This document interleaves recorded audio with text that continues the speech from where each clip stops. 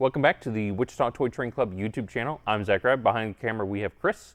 And today, probably by the title of the video, you probably have an idea that we have a Menards F3 to go ahead and unbox and see what it looks like.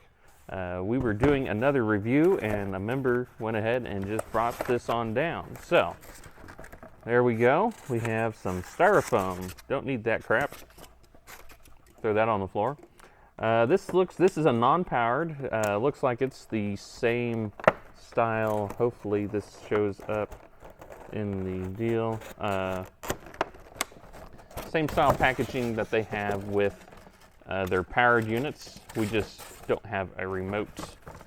We're going to toss that off to the side. Go ahead and open that up. We have a quality control pass sticker on here, so that'll be good. The last dummy units, I think I saw some people said they put a capacitor in here and they didn't isolate the DC power, so it blew up on the inside of the engine. So that's cool.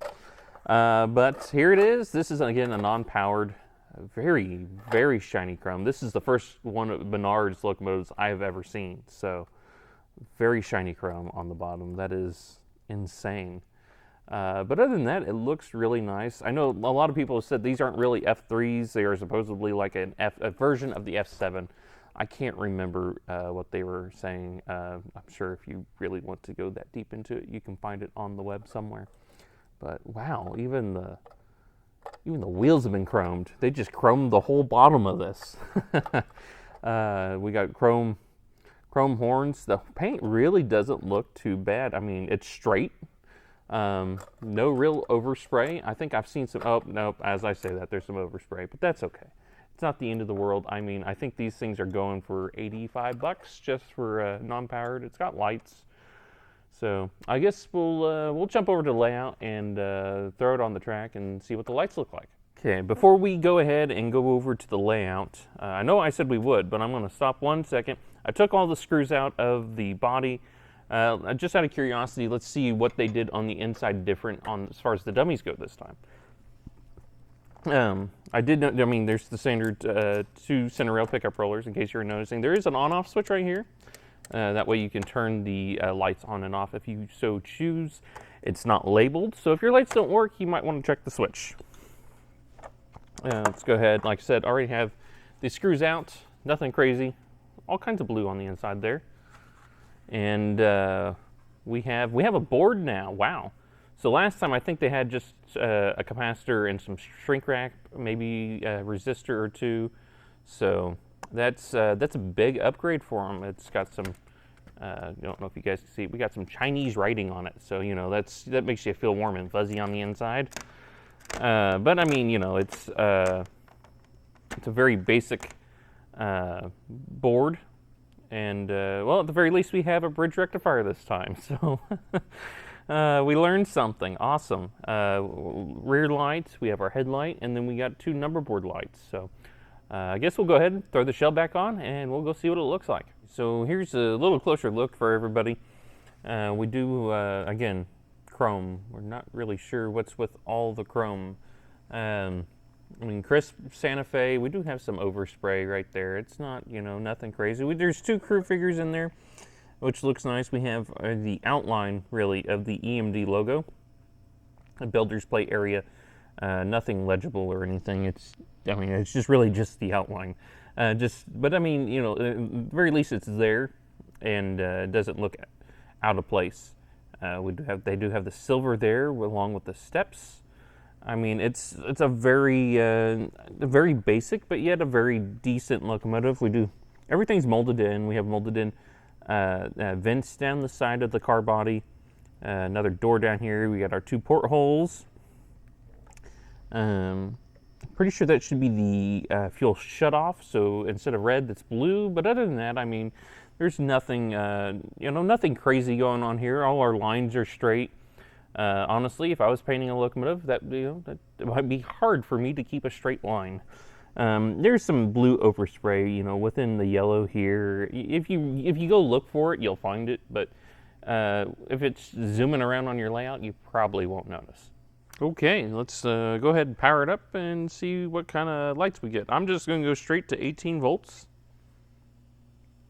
There we go. We got our front headlight. Kind of hard for me to see the number boards, but I think it shows up on the camera a little better, believe it or not.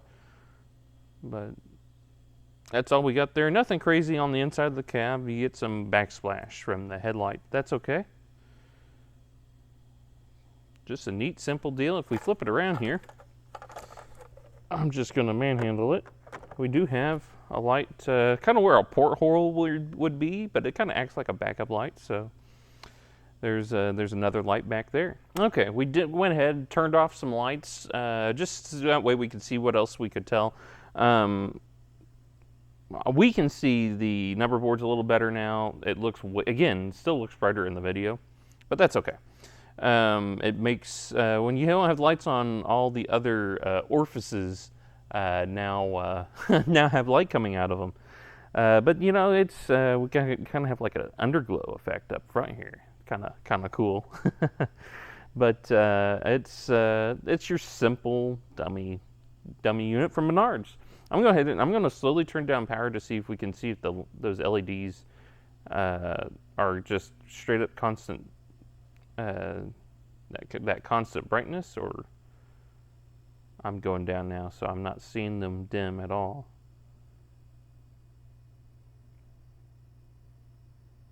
And there goes power. So they're just as bright at there's maybe, so that's on.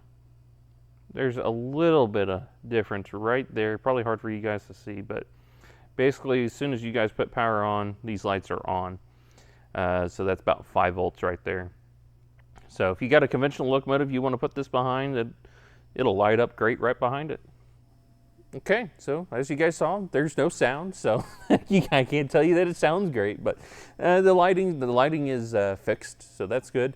We don't have capacitors blowing up as soon as you put it on the track. It's a really neat little locomotive that Menards has been putting out. I wish they would just finally put out a full production run. This is beta like, what, 20 now? I don't know. I really don't know.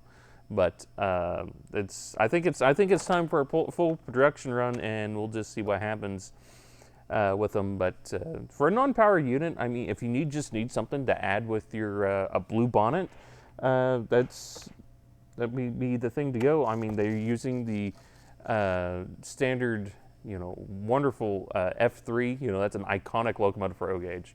So that's a good place to start. Chris, do you have anything else to add? I mean, for the price point, and I know it's still in a beta test mode. It's really nice for what it is. I am curious about the chrome and what the decision was there. Maybe it's just 'cause it's in beta testing still. I'd be curious what they'd have to say for that and what the reasoning is for that. I'd like to see the blue lighting a little warmer, but we're getting into specifics at that point. So there, there's always room to grow and, grow from here. But it's a nice engine for Menards producing trains. Yeah. All right.